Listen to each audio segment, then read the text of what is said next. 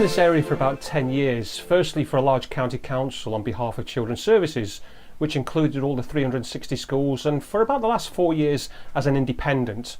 Over the years it's evolved into something which is difficult to define as there's so many parts to it. From a school perspective, it's about safeguarding. For example, child sexual exploitation and abuse, bullying, sexualisation of children and young people, and of course the radicalisation aspect as well. But we know it's far more than that. The sheer number of risks are huge in much the same way as the real world. Managing e-safety is more important than just doing it. I know that sounds obvious, but what I mean is that if it isn't being managed correctly, then it isn't being done correctly. In other words, what are the gaps in knowledge by students and staff? How do you know that lessons and initiatives are having an impact on behaviour? What's happening outside school that's having an impact on behaviour inside school? I like to keep things very simple where possible. For example, from a school context, when you're considering managing e-safety, I like to consider 3 important aspects which split nice and neatly into policy, technology and safe use. Starting off with safe use, this is empowering with education and awareness raising.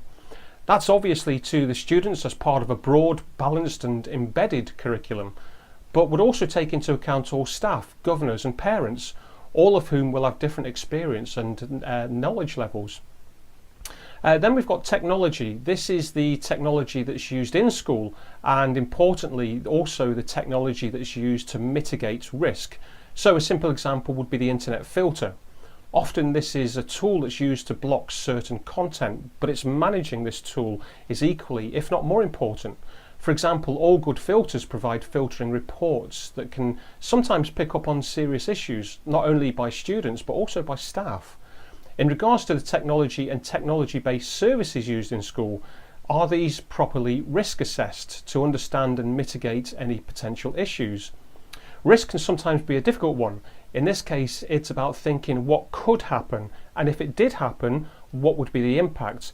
For example, the impact on a child or a member of staff, and not forgetting the important reputational impact of the school as well. Then we've got policy, which simply backs up what you're doing in school with good, easy to read and understand processes and procedures so that everybody has a standard and common approach.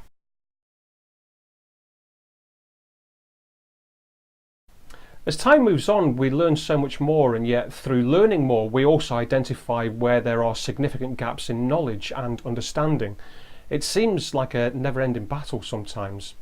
A good example of that would be the frustration of many schools in regards to younger children and playing 18-rated games.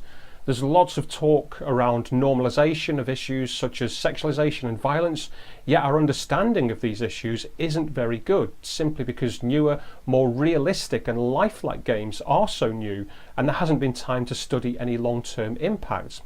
And yet now we're already moving into the realms of virtual reality, which will become commonplace very soon. So technology is moving us to new and exciting levels, and yet potentially an even more concerning level in regards to normalisation. That last statement could be true or completely unfounded. The fact is that we just don't know. But if I was to pick 4 challenges off the top of my head, it would be these ones in no particular order. Firstly, vulnerable children. I don't think our understanding of vulnerability in an online context is very good. One of my personal bugbears is that there are so many fantastic resources created for what I'll loosely call mainstream children, and yet where we need to have the biggest impact is those that are particularly vulnerable. Secondly would be parental engagement. In my opinion, one of the most important aspects and yet one of the most frustrating, and that's despite considerable efforts of schools to engage in these issues with the parents. The third challenge I've already mentioned, and for younger children it would be their games playing. Kids are just kids, and some will want to play adult rated games. I'm sure if I was their age I would have wanted to as well. But this goes straight back to vulnerability and parental engagement, both of which are particularly challenging areas. I think finally, and in regards to older children, or rather teenagers, it would be emotional health and well-being. They're bombarded with so much now, how perfect they have to look, how they should behave. Essentially, the pressures of life which is forcing them into little bubbles of perfection, which they really shouldn't have to deal with at such a young age. And yet we live in a world where this isn't going to go away. So how do we deal with this in a way that's sympathetic and supportive to their needs? Keep doing the great work you're doing. You're under a lot of pressure to do more, and that just isn't realistic. It's about doing better.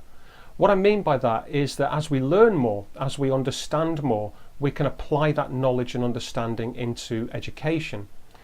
Get feedback from the students and poll the parents. What do they want to know, and what would they find impactful? You normally find that by responding to their concerns, you can also inject the safeguarding aspects that schools need to cover, so it's a win-win overall. Importantly, don't concentrate on all the bad stuff. There's been way too much of this in the past. There are times when we have to be realistic because of some of the serious issues that are going on, but it's important to remember that we don't educate by fear.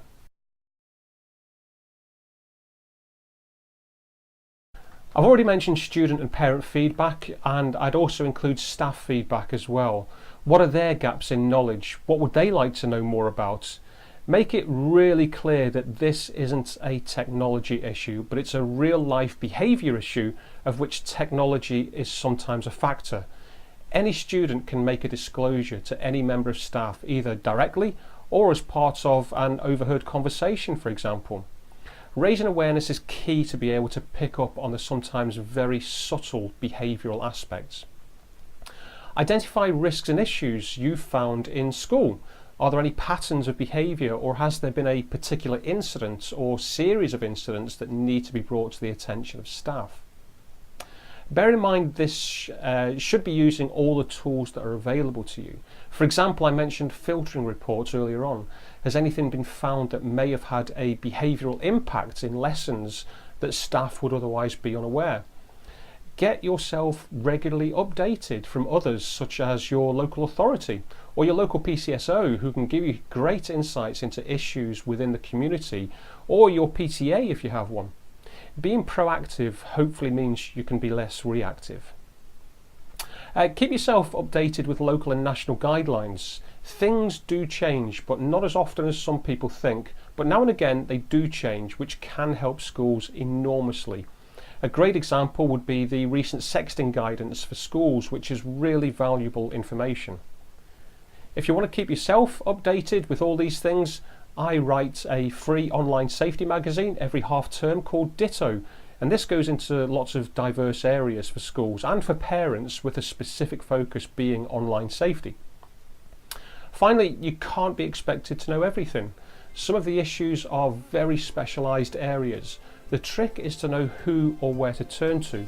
Great organisations such as Schools Broadband can point you in the right direction and are always happy to help.